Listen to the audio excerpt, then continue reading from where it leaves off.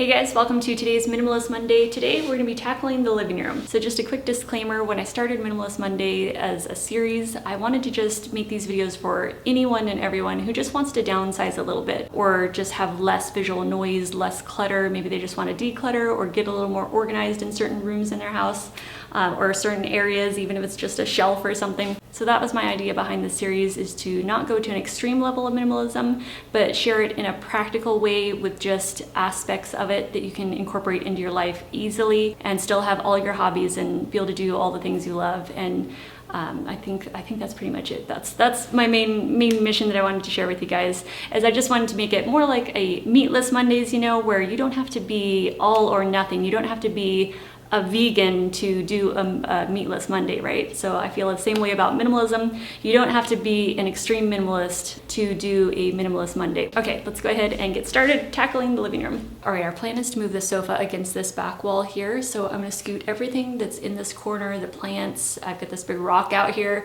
That was a plant stand. I've got a floor poof under there, and I think Michael has like a little magazine rack or holder or something under there. So I'll move everything out and then we'll start shifting the sofa and everything. But for now, I'll just set all that stuff against this wall right in front of the fireplace just to move it out of the way for now.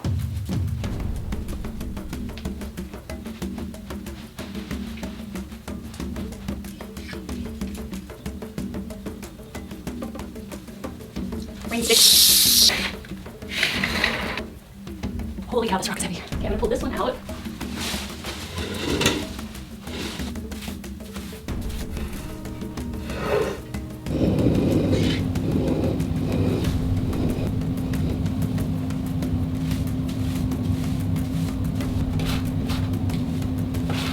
I gotta gather all the throws.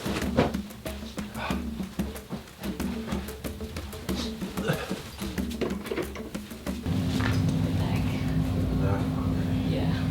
We're gonna start with moving this over here because I can't remember. What is that? Dead cricket. Dance you did was Dried up old cricket. I couldn't tell if it was a spider or something. You pull the rug back, you're not expecting to see something jumping back at you.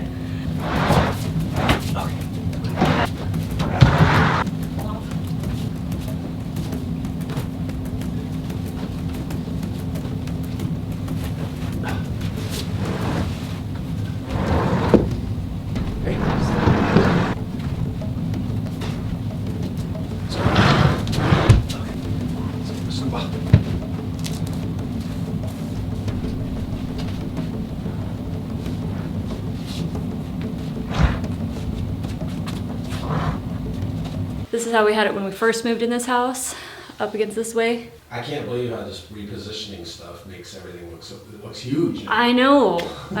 So we decided to shift it long ways in the living room just to see, you know, if we liked it better. But it made the living room feel a lot smaller compared to having it set up this way. So I have to get some carpet shampoo or something. I'm gonna okay, look that up in a minute. We're gonna clean the carpet or the rug. I love having the sofa back like this. It just opens the whole room up so much more.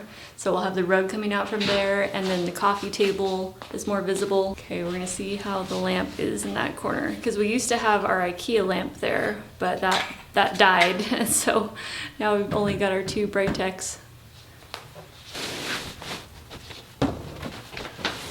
Pull away. There we go.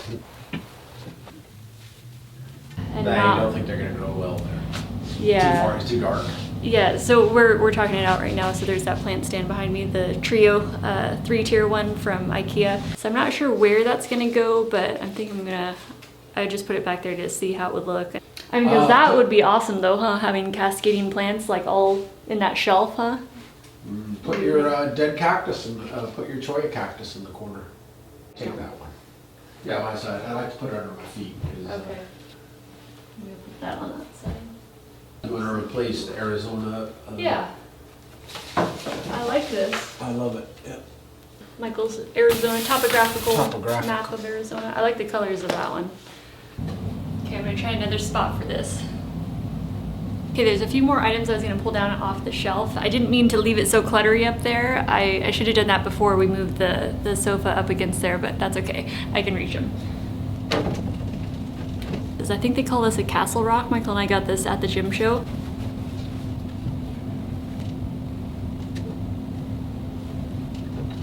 Okay, I'm putting that big quartz crystal back on our coffee table. Let's flip that around. $50 on Craigslist. That's where I got that crystal.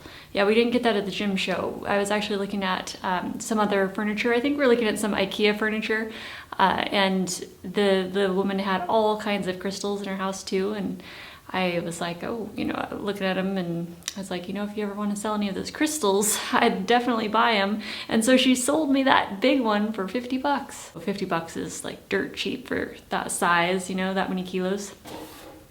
Okay, we're gonna try a copper table here. I don't know if I showed you guys. Well, I think I did a long time ago. We got these big copper cubes on Craigslist when we first moved here. They're kind of like coffee table size, but one's like a big side table. It's a little bit taller than the coffee table one.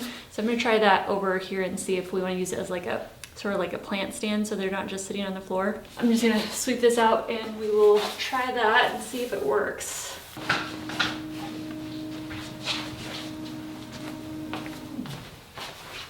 Now?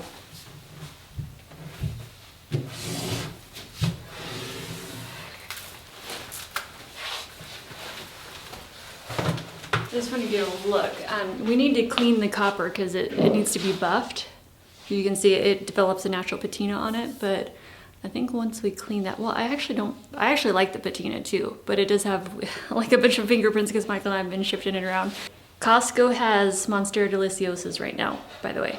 I mean, I don't know if all locations got those in, but right now, at least in Tucson, at the Grant Road location, they're there. They're only $12 too. Okay, so we took a minute to kind of check that out, the copper, and I think we're gonna try one other option.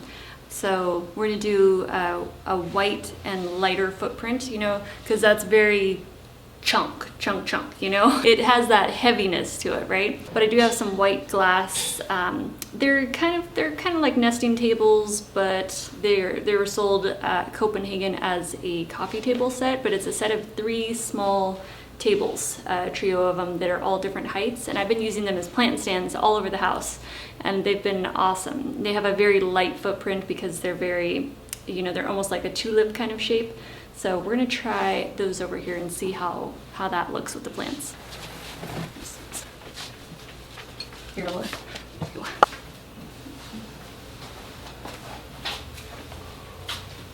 We do like these though. These are pretty awesome. Is this one slide under? Yeah, see, if I'm sitting here, I can still see the fire. Okay, be careful with that. Don't stir up. Yes. A lot of tingles on that one.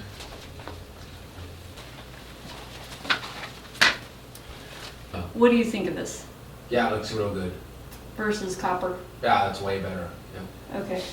You know, well, we were discussing like extreme minimalism versus, you know, using items that you love to create visual interest without creating visual noise, right? You've got it boiled down pretty much. And to touch on what you're talking about with the extreme minimalism, I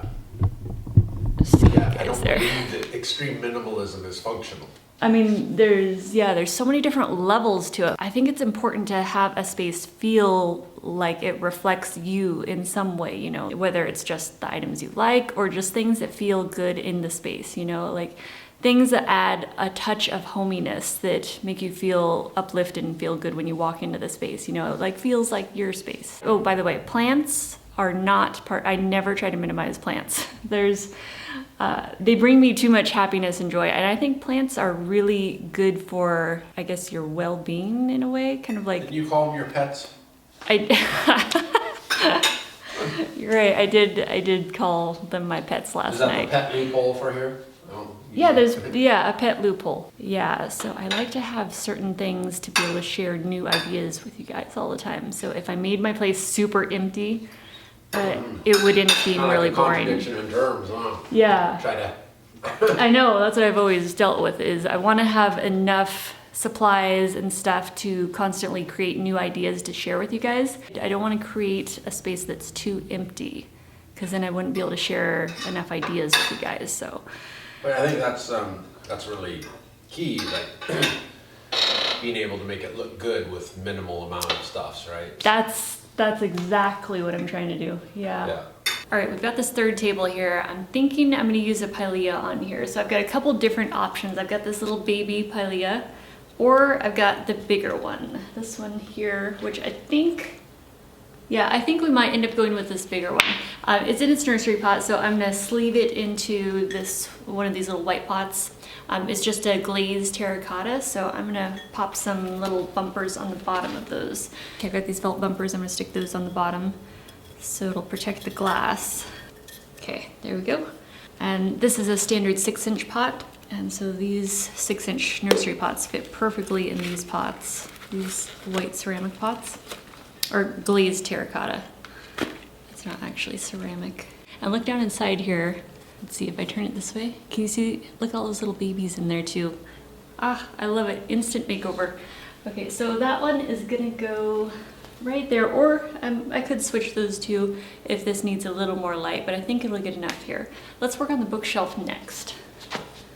Okay, the shelf, we're gonna put some of our personal effects up there. We didn't want to leave it too stark and too empty, but we don't really have, we don't need the space for our books or anything. We already have our bookshelf kind of all organized. So up here, I'm just gonna put a few of our personal effects up there just to make it feel like us, like make it feel like your living room, make it feel a little bit homey. Okay, so first thing I'm gonna put up here is my giant Egypt book. And we got this years ago, but I love everything ancient Egypt. There's just something about it, the pyramids and all of ancient Egypt. I just think it's so fascinating. So anyway, that is gonna be up here. I'm gonna lay it flat though on its side. I mean, you could have it like propped up or something, on a little book display. But I'm just gonna have that laying down flat. I'll probably keep that right there. So I think what I'm gonna do is, well, I've got my camel I could put on its Egypt book. That might be fun, huh? I love camels, and this one is carved out of picture jasper. We got that at the gym show. It is so detailed too. It is awesome. I love camels. Or another option would be to have a crystal up there. So I've got this half of a geode. Could have that set up there. I might do that. What if I put the camel in the middle? We've got Michael's concretion. I don't know how these occur, but they're naturally occurring, and I'm pretty sure that's its name, concretion. But this is Michael's thing. I don't know if it's created out of sand or what it is, but I think they used to think it was like when lightning struck sand, but I think that's actually something else. It makes something else, but anyway, we're gonna put that one up there.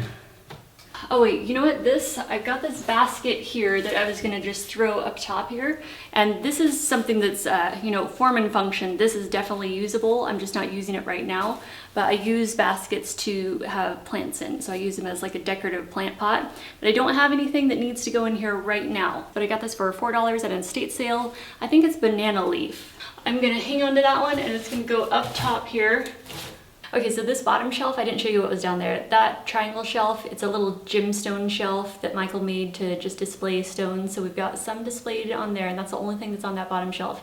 So the middle shelf, we've got Michael's concretion, which is from France, my camel, which was hand carved in Mexico out of picture jasper, and then my ancient Egypt book and a geode from Morocco. And then on the top shelf is the ammonite fossil from Morocco, and then that basket, I don't know where it's from, but it was cool, found it at a estate sale, and I think that's gonna be where I store it up there. And we're keeping it on purpose, we're keeping it neutral. What I really wanna do as far as color goes in this room is I wanna make some art, I wanna paint.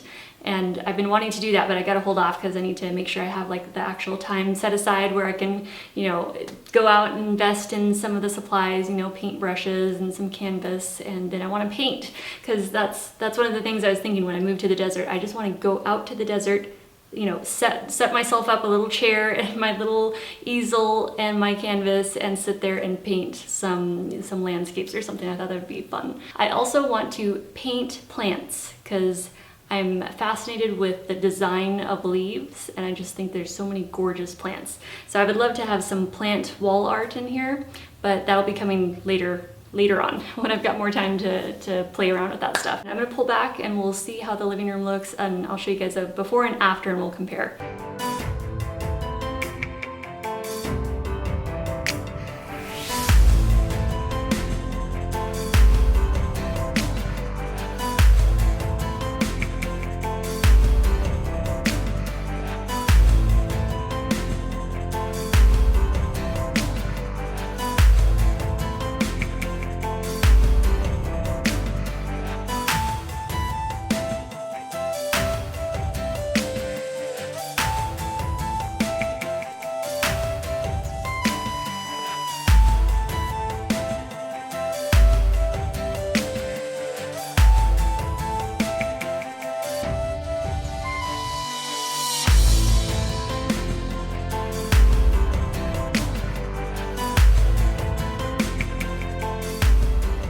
So having the sofa this way, it just opened up the whole room and it just makes it feel so much bigger. And then we got our little plant section huddled up near the window. I wanted to make sure that they got enough light, so that's why I kind of kept them all on that side of the room, and I just bunched them all together. They can look good in other areas as far as like staging goes, just to take a picture for Instagram or something, but as far as their day-to-day life, they're happiest with as much light as they can get. So we've got the big Dracaena marginata. I got that at an estate sale for only $30. The pot is from IKEA. And then we've got a heartleaf philodendron, which is finally starting to grow now that I started giving it more light. It's got all kinds of new starts on it, and it's finally getting longer. And then we've got that Pilea peperomioides. Those round leaves on the Pilea tend to be like little satellites, and they follow the sun or the light. So if it needs to be closer to the light, then I can always change that and reposition the plants so it can get more light if it needs. But I think it should be okay there for now. And then we've got the Monstera deliciosa with that split leaf pattern in the leaves. I love that. I think they're just so cool. They're just really, really neat plants, neat tropicals to have. So this side of our house does best with tropical plants because it's a lower light, and then the other side of our house does better with more of our succulents, you know, like euphorbias, aloe. So these white tables are by Copenhagen, but I actually bought them used on Craigslist. Oh, and the sectional, I forgot to mention about that. We got that at an estate sale. It was only $350, and it is the cushiest, most comfortable sofa we've ever had in our lives. Our coffee table I found on Craigslist. I think the owner had originally marked it at $100 on the listing, but then she gave me a discount when we showed up there, and I think it ended up being around $70, something like that. But I love that coffee table. I like the design of it. It reminds me of Saturn. And then on this side of the room, we have our Cholla cactus wood or cactus skeleton. This is from the Cholla cactus, and these are so cool. I love the pattern and the texture of the wood. I just think they're really neat. There's a smaller piece also that came with this when I bought it. I got this on an online auction. I bid on it on an online estate sale auction, and I got both pieces for $11, which is unbelievably cheap because these go for several $100s online and on Craigslist. But when we got it, we were like, okay, where are we gonna put this? Because we didn't know it was so big. We were like, you know what, let's put it in the living room because it's just so awesome. You could hang air plants on it. You could wrap, you know, lights down it if you wanted to, you know, like during wintertime or something to make it extra cozy. I just think that the challenge of decorating on a budget is really enjoyable. I kind of treat it like a game, you know? And then we have some storage on this side. This is from IKEA. I think it's the IKEA Besta. And we got it with a white glass top. The moon globe is from Mova Globes. And then the silver and white globe I found at Home Goods. And then this chess set, three-dimensional chess set, is Michael's. He got that for $1 at a moving sale. And the artwork on the wall is from Exclusive Gems. And above the fireplace on the mantle are 3 more pieces of Cholla. Those were turned into candle holders, and I got those at an estate sale too. I think they were just like $6 for the set, $4 or $6 for the set, I can't remember. And we have some of our selenite sticks in there, but I'm thinking I'm gonna use those for air plant displays sometime. Yeah. I did layer 2 throws on there. Michael likes to have those at the foot, so he doesn't tear up the couch, doesn't tear up the sofa. And in the winter, I do use the other ones to wrap up in there. Yeah. And this is nice because we get to see the fire. Yeah, this is a better setup. I forgot to mention these down here. Well, I think I showed you guys earlier. These are Rainsticks, but I got both of these at estate sales here in Tucson, but this one is made in Chile. And I don't know where this one's made. I don't know, it might be made in Chile too, since they both kind of look very similar, but I got them at different estate sales. But I love these. They're made out of Cholla. That one's a long one. Anyway, so those are Rainsticks. Just want to show you guys really quick in case you're curious, what are those sticks sitting in the corner? So I just leave those right here. I think that would be so cool to go to Chile too. I would love that. In fact, maybe one day we'll get there. And I showed you guys the crystal earlier that I got on Craigslist for $50.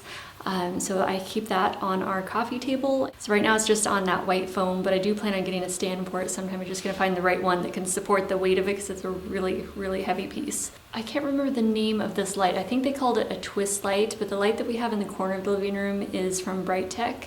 And I will put a link to them below, but they sent that to me quite a while back and we already reviewed it and everything, but we still love it and use it in the living room all the time. On this side of the room, we're leaving the walls bare because we're planning on doing a DIY project, but I'm gonna hold off on telling you guys about that until later on. I wanna make sure I have it figured out yet because we don't know exactly where we're gonna display it, but it might be in the corner near that window or it might be on that wall where we already have the nail, but we'll figure that out later. Oh, I forgot to mention about our patio door here. We know the sofa and the plants seem a little close to that door, but it just goes out to our front patio area, and so usually I'm only going in and out of that door whenever I'm watering my patio plants, but we always use our main door. So this one is not the high traffic area, it's not the high traffic door.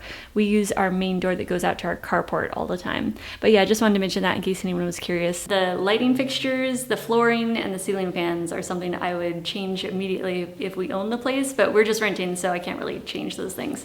But in our house, when we actually purchase a place, there will definitely be some cool lighting and nice flooring. Lighting makes a huge difference in a place. Yeah.